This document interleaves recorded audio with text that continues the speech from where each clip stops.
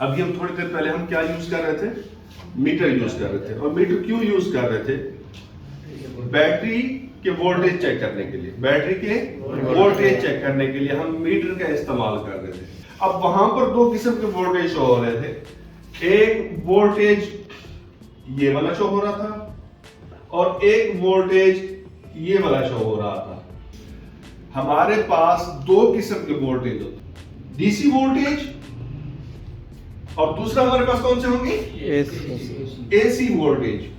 AC voltage, AC mean alternating current, AC mean alternating current और DC mean direct current, DC mean direct current. और चूंकि हम mobile को study कर रहे हैं तो मोबाइल के अंदर जो बैटरी यूज होती है उसमें कौन से वोल्टेज इस्तेमाल होते हैं, DC voltage, direct current voltage use हो रहे थे। और हमेशा हर बैटरी की स्ट्रिप के ऊपर यहां पर वाजे मेंशन होता है कि कौन, यहां पर दो साइड है ना, दो पॉइंट है, एक ये पॉइंट है और दूसरा ये पॉइंट है। अब यहां पर आप गौर से देखें तो इनके ऊपर मेंशन है, क्या मेंशन है, बी नेगेटिव बी पॉजिटिव लिखा हुआ है, सबको नजर आ रहा है, ये बी पॉजिटिव लिखा हुआ है, बैटरी का पॉजिटिव टर्मिनल, एंड ये क्या लिखा हुआ है, बी नेगेटिव।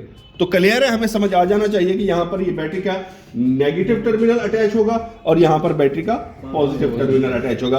लेकिन यहां पर बात यह है कि हमारे पास जो बैटरी का सेल मौजूद है, ये तो हमें पता है इसके साथ का ही है, ये सेम दोनों टेक्नो के सेल हैं और सेम इनकी सेम है सब कुछ, वोल्टेजेस की जो डायरेक्शंस है। लेकिन हमारे पास एक ऐसा सेल है जिसका हमें पता नहीं है, पॉजिटिव नेगेटिव है, वो किस तरफ है हमें पता नहीं है। तो हम क्या करेंगे, मीटर को यूज करेंगे। तो हम क्या करेंगे, मीटर को हम यूज करेंगे। और मीटर को कैसे यूज करेंगे, मीटर को सबसे पहले हम कौन से वोल्टेज पे सिलेक्ट करेंगे, कौन से वोल्टेज पे सेट करेंगे, डीसी वोल्टेज पे सेट करेंगे। तो यहां पर डीसी वोल्टेज ये है या ये वाला है, ये वाला है ना, तो हम इसको यहां पर सेट करेंगे। हमारा मीटर डीसी वोल्टेज पर सेट हो गया। अब हम क्या करेंगे, अब हमने ये वाला सेल यूज करना ना, इस सेल पे अटैच करनी है अपनी स्ट्रिप को। तो हम क्या करेंगे, इसकी एक प्रोब एक टर्मिनल पे एंड सेकंड प्रोब दूसरे टर्मिनल पे जब रखेंगे तो हमारे पास यहां पर वोल्टेज शो होने चाहिए। यहां पर वोल्टेज शो हो रहे हैं, क्या शो हो रहे हैं, अब यहां मीटर पे आपने देखना है, मीटर पे देखना है आपने।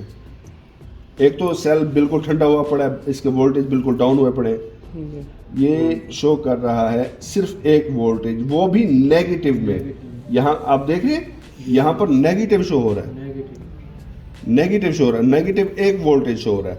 तो बैटरी के वोल्टेज कितना होते हैं, 3.7 3.7 और फुल बैटरी के वोल्टेज कितना होते हैं, 4.0। हमें पता है इस बात का ना कि हमारी बैटरी के वोल्टेज कितना होने चाहिए, 3.7 टू 4.0।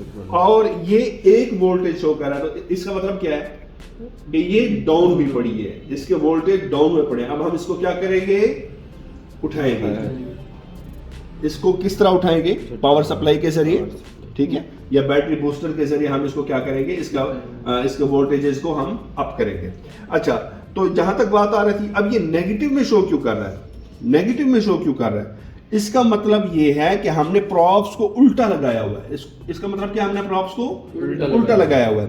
तो हम अपनी प्रॉप्स को फिर सीधा कर लेते हैं, पॉजिटिव की जगह पर हम नेगेटिव रखेंगे और नेगेटिव की जगह पे हम पॉजिटिव रखेंगे।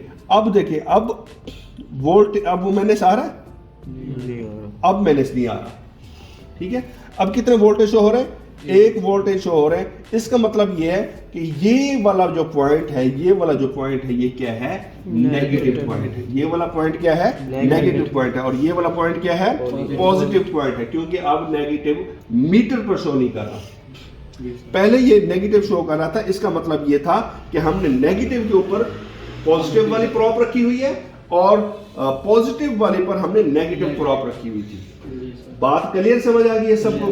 अच्छा, अब हम इसको क्या करते हैं, सोल्ड करते हैं।